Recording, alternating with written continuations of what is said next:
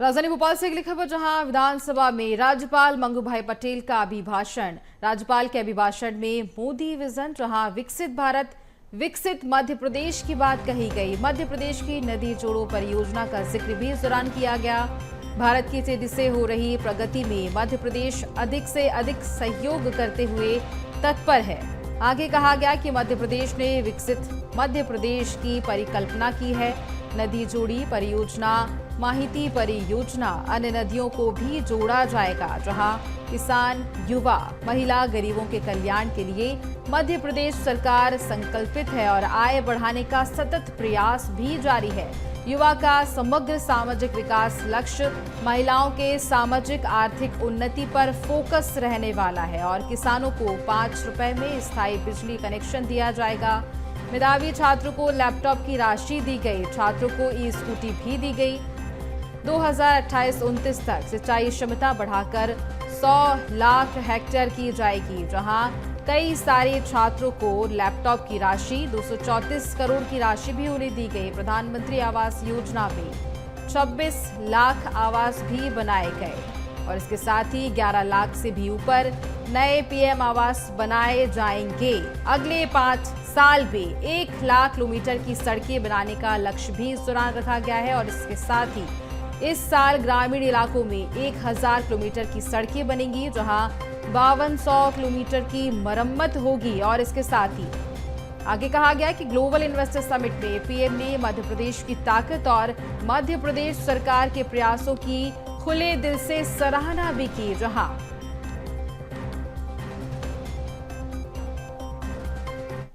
और ज्यादा जानकारी लेंगे हमारे साथ हमारे सहयोगी मनोज राठौर इस खबर पर ज्यादा अपडेट देंगे। मनोज जी, पूरा देखा जा सकता है कि सदन को लेकर राज्यपाल मंगू भाई पटेल ने अभिभाषण दिया। काफी सारे पुरानी जो योजनाएं की गई हैं उनको लेकर बातचीत की गई। जिस तरह से योजनाओं का फायदा जनता तक पहुंचा और आगामी जो योजनाएं हैं उन सभी मुद्दों को लेकर बातचीत की गई। जी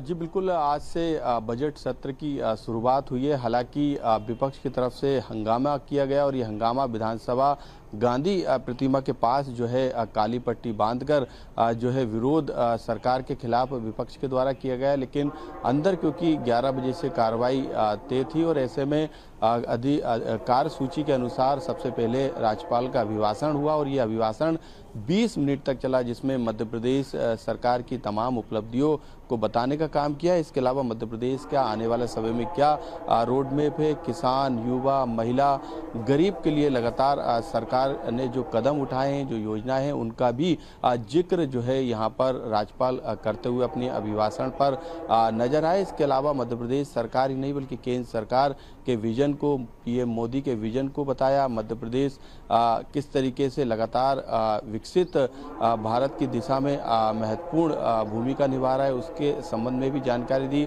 सरकार की तमाम योजनाएं, चाहे वो किसानों से जुड़ी हो, किसानों को सस्ती बिजली देने की बात हो, ये तमाम मुद्दों पर जो है उन्होंने अपने अभिभाषण में बात रखी।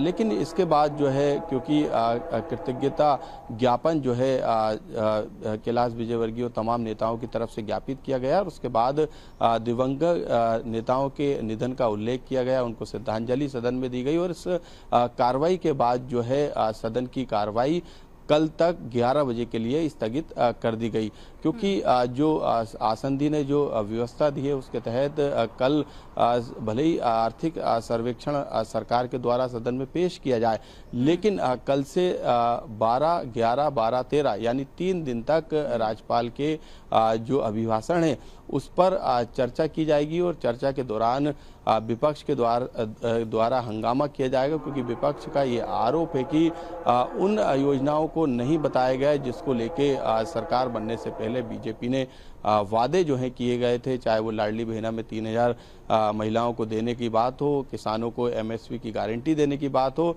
या फिर युवाओं को रोजगार देने की बात हो। इसके अलावा तात्कालिक जो मुद्दे हैं जिसमें सौरभ शर्मा मामला, परिवहन घोटाला मामला और नर्सिंग घोटाले के अलावा अलग अलग मामले हैं, इसको लेकर भी जो है सदन में चर्चा की मांग विपक्ष के द्वारा उठाई जा रही है। विपक्ष के नेता प्रतिपक्ष उमंग सिंगार ने 10 सवाल भी पूछे हैं। तो कल चर्चा जरूर राज्यपाल के अभिभाषण पे शुरू होगी, लेकिन सदन में हंगामे के आसार है, जिसकी झलक जो है आज सदन की कार्रवाई शुरू होने से पहले सदन के बाहर गांधी प्रतिमा के सामने विपक्ष के द्वारा हंगामा करने के दौरान दिखाई दी। तो आज की कार्रवाई जो है वो राज्यपाल के अभिभाषण के साथ जो है करीब 1 बजे तक ये पूरी कार्रवाई, करीब 12 बजे तक ये पूरी कार्रवाई चली। यानी 20 मिनट के भाषण के बाद थोड़ा समय और निधन के उल्लेख, दिवंगत आत्माओं को श्रद्धांजलि देने के बाद कार्रवाई को कल तक यानी 11 बजे तक के लिए स्थगित किया गया।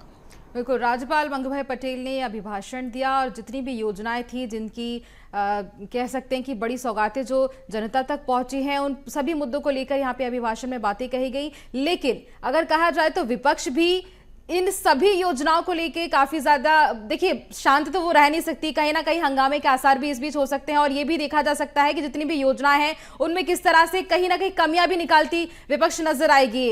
मनोज जी, फिलहाल तमाम जानकारी के लिए बहुत धन्यवाद आपका।